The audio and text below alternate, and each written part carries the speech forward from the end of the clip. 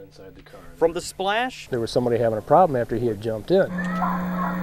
to the horrifying screams for help. That particular scream at that point was very disturbing to me. Stephen Van Dersky captured every scary second on his digital and surveillance cameras, and he was the first to call 911 on what he says is one of the worst days of his life. It was like a nightmare starting to come true. A day that he says 19-year-old Jeremiah Carruth, the man on the right of the screen, came to hang out with 4 friends on the Goodwin Road Bridge, and instead, he says, ended up jumping off this bridge into the Grand River. The potential has been there, and I'm surprised that nothing has happened sooner. The bridge was condemned some 30 years ago, and since then, by the Ionia County Sheriff's own admission, has become a large nuisance. We've had to come out here many times, us and the state police, and tell people you got to get off, it's dangerous. But never deadly. We've seen it numerous times that people, we come down the river and they're jumping off here. At least not until today.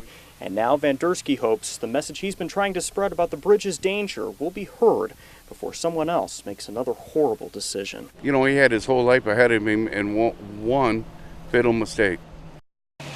The Lansing Fire Department is still not calling what happened here Tuesday on Everettdale Avenue in Lansing an explosion, but they are calling it suspicious. Crews arrived on scene, found fire coming from the front window and heavy smoke coming from the eaves and all the exterior windows. When firefighters went inside, they found 3 people, including 2 small children.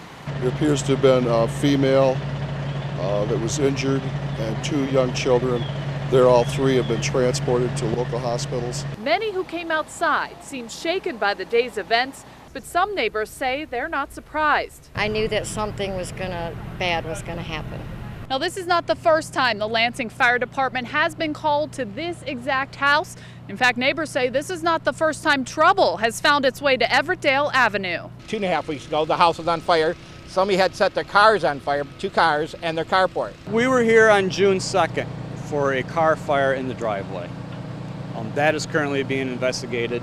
Plus, Lansing police are investigating 2 home invasions at this house in the past month. I myself sent an email to the lieutenant of the South End Police Department asking him to look into the matter that something serious like this was going to happen. A string of problems here, neighbors say, that created so much worry, they set up an impromptu neighborhood watch. All the neighborhood was keeping an eye out for her because they were very nice people.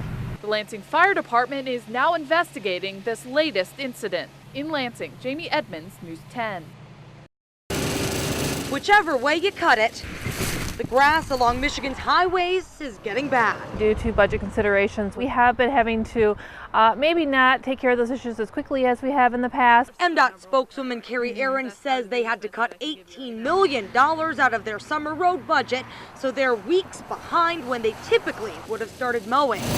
This is our first big mowing of the season, so that's the reason why you've seen it a little bit taller. With the grass getting so high and MDOT taking an even longer time to mow it, it could be posing a safety issue for drivers. The taller grass can make deer a little bit harder to see for drivers going by. Deer researcher Brent Rudolph says grass in the summer and salt in the winter lead deer to the sides of the highways, and the high grass might hinder drivers' deer vision.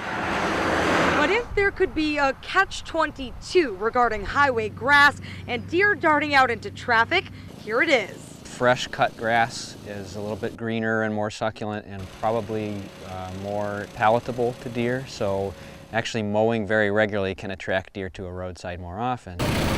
This current big mow should be finished by the 4th of July, but after that, Aaron says MDOT will look at mowing plans on a case-by-case basis. Motorists just need to pay attention out there. I mean, deer can dart out from anywhere. Even from behind the grass. In Ingham County, Lauren Sakalik, News 10.